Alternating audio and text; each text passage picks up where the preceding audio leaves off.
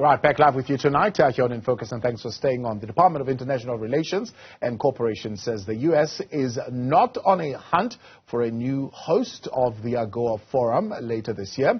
This despite a push by some American lawmakers over South Africa's non-aligned stance on the Russia-Ukraine conflict. In a tweet noting the letter pushing U.S. President Joe Biden to punish Pretoria, Department spokesperson Monyae says no such decision has been submitted. South Africa exported about 60 billion rands worth of goods to the U.S.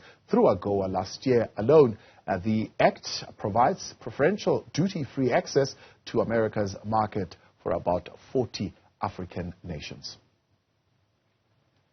Right, for more on that particular letter by the lawmakers, joined now by Professor John Stremlau from the University of Witwatersrand, Department of International Relations there, as well as Prof. David Monyae, who is Associate Professor of Political Science and International Relations at the University of Johannesburg.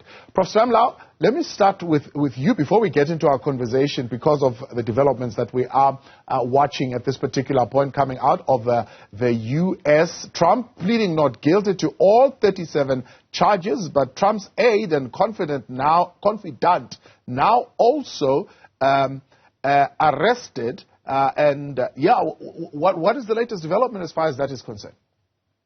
It's unprecedented, and so we're in uncharted waters here. At the moment, it appears that it is helping solidify Trump's base of support in the primaries so that he's all the more likely to be the Republican nominee. But the charges are very, very serious. I've looked at them in some detail, and they really carry large jail times if he's convicted.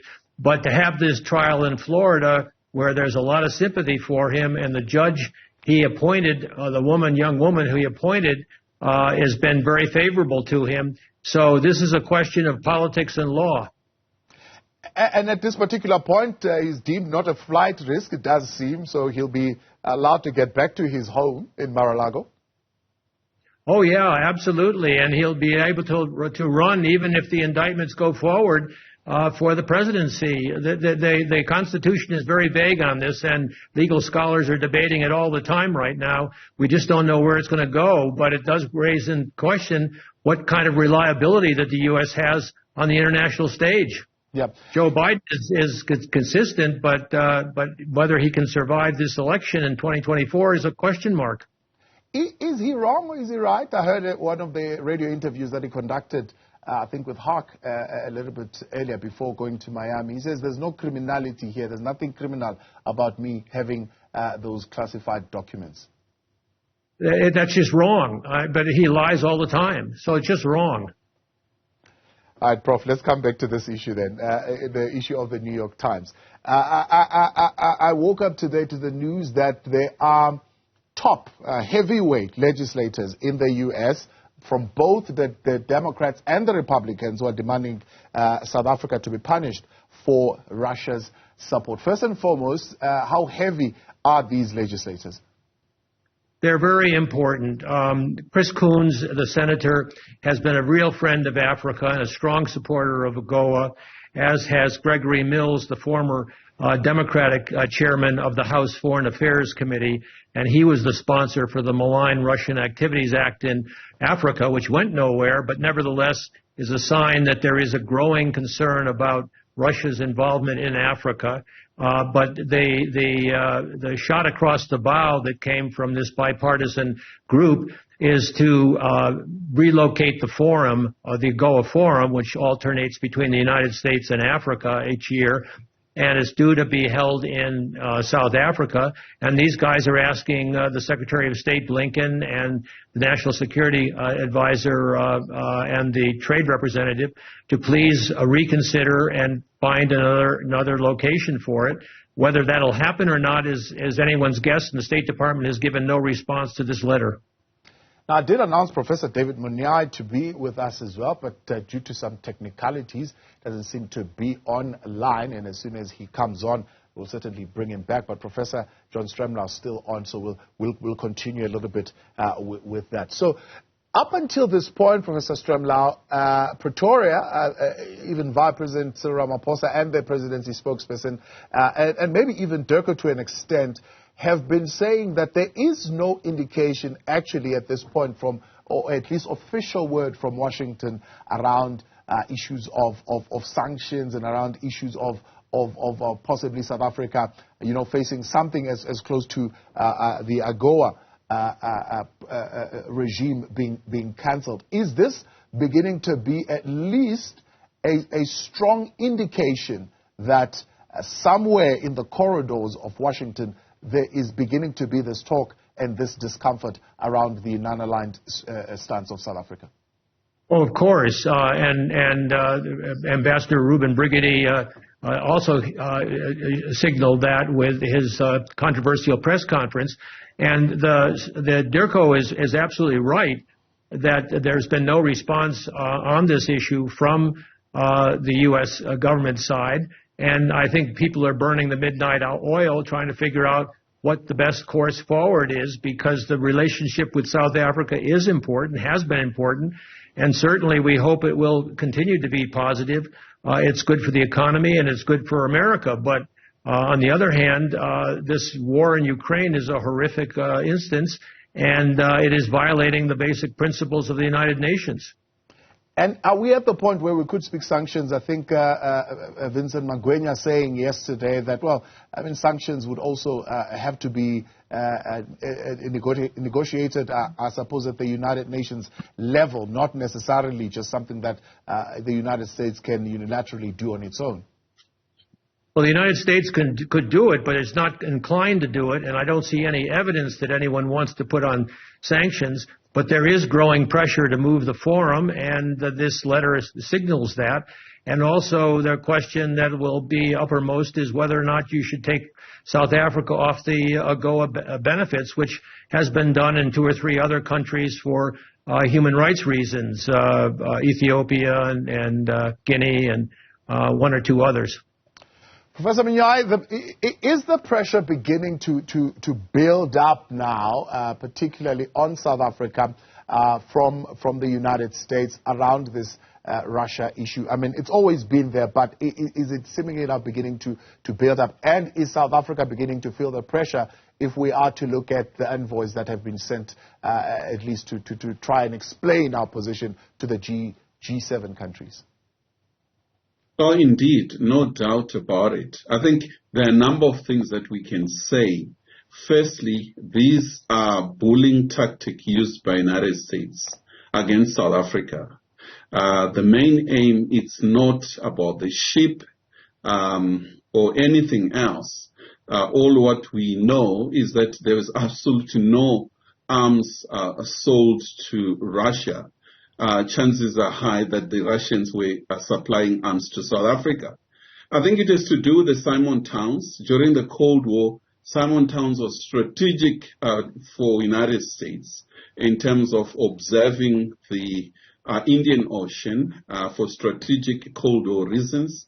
And now with Russia and China playing and coming into Simon Towns is something that the United States does not want. The other unfortunate development, if you look at South Africa and you compare it with India, for instance, India is directly buying oil from Russia, undermining the dollar and selling the same oil to European countries. India is being invited to G7. India's strategic importance in the United States in its agenda on China is much more higher. We are much more South Africa, smaller country, far away, and the United States sees us as its own backyard. And South Africa cannot afford to move BRICS Summit to any other avenue. The moment South Africa does that, that's the end of South Africa's sovereign foreign policy. The legislators are saying that this is not just our concern, but it's a concern shared by some South African citizens or many South African citizens, but business. Now, you know of the meeting that President Cyril Ramaphosa had with business on this particular matter, and business also beginning to say, look, we are uncomfortable with this position, and it's going to cost us and cost this economy. What do you make of that position that business is taking on the matter? Oh, it is a worrying factor, given the fact that United States has more than 600 companies in South Africa and a lot of benefits. South Africa and United States have strategic relationship, and I do not think that it will be South Africa losing alone. It will be a matter of lose-lose. Both the United States and South Africa will lose should Agoa be cancelled. And far beyond that, let's look at the reasons that South Africa need to have in mind when it comes to its foreign policy. Foreign policy is not a matter of far separate and divorced from domestic issues. And key issues of South Africa's foreign policy is to deal with unemployment, poverty, and inequality. And to do so, South Africa is required to be engaging the entire world, not just United States or Western world. South Africa should engage. Since 1994, it has been really going all out in a way to bring in more trade, and therefore Russia, China, and all other global South countries are as critical as the United States itself and the rest of Western world. Yeah. And therefore, to be asked by the United States to choose and abandon BRICS in a bully way, the manner in which it is being done, it's unacceptable, and South Africa should not accept to do so. Yeah. Prof. Monyae, I'm going to come back to you and push you a little bit more on that. But Prof. Stremlau, I see you want to coming in there. You can jump in. Firstly, the first point that I want you to respond to is that if South Africa blinks on this, they might as well forget about their sovereignty as far as their foreign policy is concerned. But also the issue then that Professor Monyae is raising around the fact that it's not really an arms issue, this issue of the vessel that docked in Simonstown, but it's more about bullying tactics by the United States. Well, I disagree with my friend David Monyae on the bullying tactics. It seemed to me that South Africa was very right and consistent in condemning the invasion of Iraq in 2003. Both President Mandela, then former President Mandela, and Thabo Mbeki, then president, were absolutely vocal about it, and they nevertheless maintained the relationship. I think that you could be very honest about the rule breaking of the dictator Putin, and still have relations with the Russians. As South Africa is a sovereign nation, and it has its right to decide who its friends are and how it proceeds. And the Americans have said that repeatedly. But there are consequences because the U.S. is supporting the courageous Ukrainians in their struggle against the invading colonial imperialist Russians. So what do you make of that example that has been made, for example, around India and its direct trade with Russia, and yet India is still invited to the G7? Well, India is a complex democracy, as you know. It's also tending toward a religious nationalism under President Modi, who's also taken Putin to task. I think that the BRICS could play an enormously important role, with or without Putin, but it could make it easier for the BRICS to press Putin if he came, if there was a peace process underway. And maybe it won't happen right away, but I think the BRICS could lean on Putin, and the Americans and the Western Europeans could lean on Zelensky and find a viable, sustainable peace. But it's not going to be an easy peace to get, because at the moment the war is raging, and the correlation of forces has surprised everyone, including me, because I didn't think the Ukrainians would put up this kind of resistance. It just shows you the power of nationalism. Yeah. On the question of consistency then, Professor Stremlau, others have raised the question to say, if other countries are allowed to take the neutral stance and they're not being punished for it, wouldn't it be in the spirit of consistency to say, well, South Africa is also allowed to take the neutral stance? Well, if it is neutral, that's the question that the Americans are raising, because we don't really know the full extent of relations with our party, with David's and my party, the ANC, financially with the Russians. I mean, there are layers on layers of complexity in this issue. It's very, very difficult to push the consistency argument, except to the extent that it would not cost Africa very much to defend the sovereign equality and territorial integrity of Ukraine, and to criticize the West whenever it violates those basic principles. And if it does violate them, it should do so under a UN banner if possible, which takes us into the controversial issue of the bombing of Libya. Yeah. So as we see, Professor Stremlau, now, it might not maybe take away the Agoa Forum. It might be too late. Maybe it's not the punishment that they want to mete out. But is at least the letter an indication that some investors might be persuaded in planting money in South Africa, and we might begin to see that impact even without the Agoa Forum being taken away? Well, you know what the Stanlip and asset management firm has spoken to about the potential costs. I mean, we don't know this.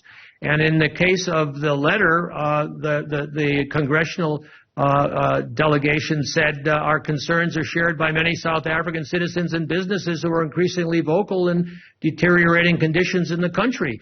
And we know we have a problem. We have huge problems to deal with nationally, and we need all the help we can get from the Chinese, from the Americans, from the West Europeans. And I'm not sure that the Russians are up to any good. Yeah.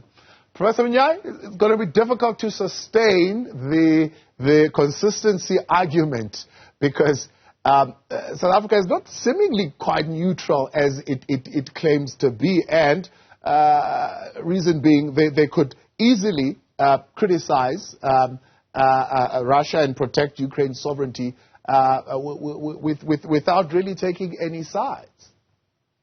Yeah, but the problem that we have, that Professor John Stremlau is not saying, is that the United States is leading NATO with heavy armaments, pouring in petrol on fire right in Ukraine.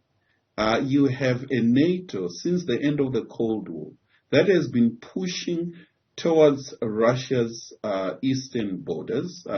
In the east, it's something that there was an understanding and agreement at the end of the Cold War that there was no need for NATO to expand. Now we see the so-called global NATO that is playing a very imperialistic, moving into Africa, bombed Libya in 2011, and it's moving into South China Sea.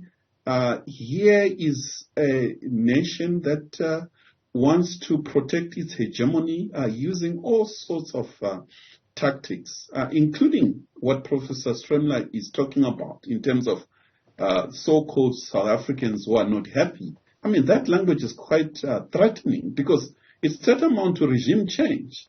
It's a U.S. that warned us of a terrorist attack in Sandton. It's a United States that was not here to help us at our darkest hour, not only during the apartheid era, but even during the entire vaccine nationalism. With ESCOM crisis, we are not seeing United States coming in to help. Instead, it's giving threats and giving warnings that in itself bring in chaos within the markets. And therefore, I do not think that this relationship is of equals. It's a question of really telling South Africa not to go the global South route and follow United States. And everything will come to an end should there be another government other than ANC, and which I doubt very much. So I hear the human rights group arguing to say, is the NATO expansion reason enough to justify the alleged unlawful deportation of a population of children, the unlawful transfer of these children from occupied areas of Ukraine? So gross human rights violation on children. Does it justify that kind of move? The simple answer is that we don't know. We don't know the nature and the manner in which there are all sorts of accusations coming from the Russia side that the United States has its own labs, chemicals that are being manufactured within Russia. And the other unfair issue that is not coming in this debate is the undemocratic nature of the Western world. With the war in Ukraine, we saw Russia today shut down overnight. And we grow up thinking that the Western world is so democratic, it allows different voices. But as we experience the war in Ukraine, there's absolutely nothing about transparency, fairness, and hearing views from all parties to make a well-informed perspective or a decision in this case. Prof. Stremlau, the question of the global NATO expansion and the undemocratic nature of Western world in terms of transparency and fairness.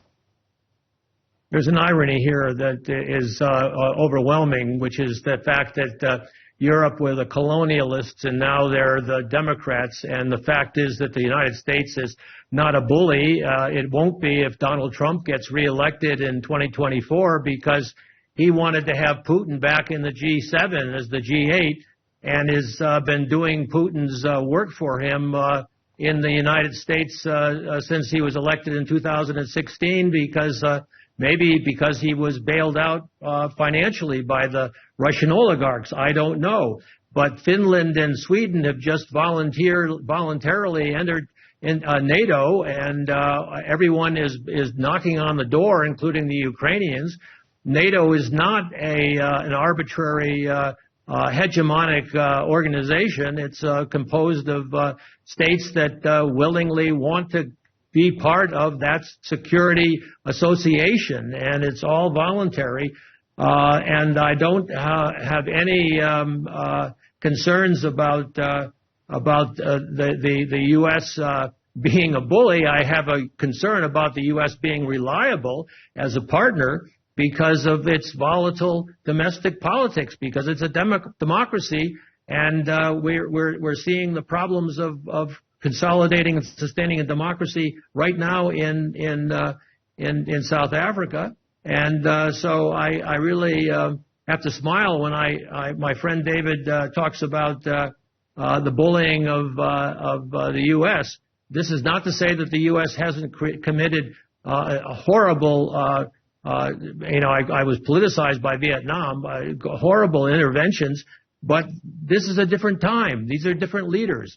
Joe Biden was leading the charge for the overturn of the comprehensive anti-apartheid legislation in '86. Yes, the United States was allied with the apartheid government, but things change. People change, governments change, and this is a moment which no one expected because none of us predicted that the Ukrainians would be so effective at resisting the Russian intervention. When the Russians annexed Crimea in 2014, the rest of the world looked the other way. And the same with the Donbass in the eastern region, which they annexed in 2014. So Putin is a bully, and he thought he's the real bully, and he thought he could get away with it. And what South Africa decides with regard to Putin is South Africa's deliberations as a government. Yeah. What South Africa decides with regards to Putin could probably have the country lose its Agoa status. Others are saying we look to the United States for direct foreign investment, and we look to China to trade because we do more trade with China. What's your position there, and whether or not either one is more important than the other to South Africa? You're asking David or me? Yourself, Prof. Stremlau. Well, China is extremely important. What I like about the trade with the United States is that it's in manufactured goods like automobiles, and so it creates a lot of jobs here. But decisions have consequences. American politicians know that. Trump doesn't seem to know it. And if Trump gets elected because he's a demagogue and he's got a big following, you're going to have a very, very different U.S. foreign policy. It's going to be isolationist, nationalist, and America first. But it won't get involved, and it probably will cut off its assistance to Ukraine. So if that's what you want, that's what you'll get, because that's what the voters will want in the United States. I hope that's not the case, but you never know. Yeah. Prof. Monyae, to those two things, NATO expansion, well, NATO is a voluntary organization. Those who go there, they voluntarily go there. Nobody is being forced to the barrel of the gun to join NATO. Those countries decide on their own to be a part of that. But then on the bullying question and the undemocratic nature of the Western countries, different times and different leaders in place. I do not think that there has been different leaders. I mean, there has been consistent on part of the United States in terms of bullying. We can go to the 50s, the 60s. I mean, we have Lumumba. That Professor Stremlau knows very well, was murdered by Western countries. And there has been series of coups in Latin America, in Africa, in Asia. And we see the continuity of that bullying coming using different ways and using democracy as a cover. And on this particular issue, yes, indeed, democratic countries are joining NATO. But what we are concerned and reject is the expansion of NATO, of moving away from United Nations, a legitimate body in which Africa should be involved in decision-making, and the usage of NATO to resolve conflicts in the world. They did that in Libya, and we have seen NATO being used in Syria in a number of areas where weapons are poured in, and we are also concerned with the arms that are getting into Ukraine, that Professor Stremlau is celebrating. Post-Ukraine crisis, it will be more or less the same as Libya. There will be massive weapons spreading in the entire area.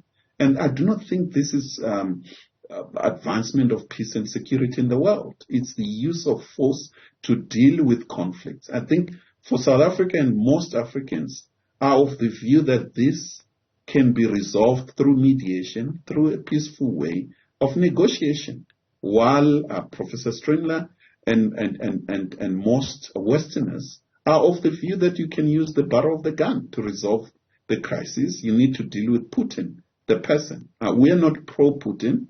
We are pro-peace. I think that has to be very clear. Now, the decisions taken by South Africa will have consequences, and those consequences could see, for example, the Agoa status being foregone in the country. Is that something that is less important to South Africa at this point, more than keeping its relationship in the BRICS, what do you call it, bloc? I'm sorry. Go ahead, David. Yeah, Prof. Monyae, go for it. I think the issue here is that the United States is an important actor. Indeed, we rely on the United States on so many things, but we should not sell our souls in terms of giving up our own sovereignty to be dictated by the West in terms of who should be our friends. In this instance, it's a constant, the kind of language that is used, including the language that Professor Stremlau used, consequences. It means sanctions. It means a number of things. It's followed by action. And therefore, I think South Africa cannot afford to give its right to chair the BRICS summit. It cannot arrest President Putin. And we object and reject the ICC move. It's not democratic. In other words, it's not even a member. It's not part of ICC. However, it becoming a champion in terms of telling other countries to arrest its own opponents. So I think the issue is for Pretoria to think quite seriously in terms of finding alternative markets should Agoa be pulled out. There is a need to move in and deal with other parts of the world, Latin America, increase trade with Brazil, increase and gain more momentum with Russia itself, including China and others, should Agoa go. And therefore, I think United States will also be at loss in terms of losing a huge market as South Africa. But Prof. Monyae, others would also argue and say, well, South Africa can also afford to break its own laws. I mean, it went and decided to be a signatory to this particular protocol, and it adopted it and ratified it into South African law. So we're going to have an even bigger issue of the various departments, maybe including the president, having broken the law if they do not at least act on that warrant of arrest. You have a point right there. I think this case, it's a case of self-inflicted wound. There is a need to revisit the treaties that we sign and ensure that we prune unnecessary, undesirable elements or clauses in some of the treaties. This in particular can easily go back to Parliament and be rectified and make necessary adjustments to ensure that we're not forced, we do not domesticate elements that are unacceptable to our people, to our continent. Therefore, South Africa cannot do this alone. There is a need to pull out of the ICC, but it can do that with the rest of SADC and the rest of the African continent and speak with one voice on these issues. Professor Stremlau, final word? Final word is that the ICC is a very important organization, and I'm glad that South Africa is a party to it, and I'm sorry that the Americans, the Russians, the Chinese, and the Ukrainians are not, but this is an imperfect world. However, what David is confusing, I think, is the fact that Russia is bombing the hell out of the Ukrainians. The Americans and the Western Europeans are helping the Ukrainians defend themselves after thinking that there would be an easy walk into Kyiv by the Russians because they were so much more powerful. But the bully Putin is not proving his worth, and his army is not up to the challenge that the Ukrainians are putting up in form of resistance. And yes, they're getting assistance from the U.S., but from the Western Europeans and from the former republics of the Soviet Union, by the way, as a proportion of GNP, they're the biggest contributors to Ukrainians' defense. And it is defense. It's not aggression. The aggression was by the Russians. Let's leave it there. Gentlemen, appreciate your time. Thanks so much for coming on this evening. That's Professor John Stremlau from the Wits University's International Relations Department and Professor David Monyae, Associate Professor of Political Science at the University of Johannesburg.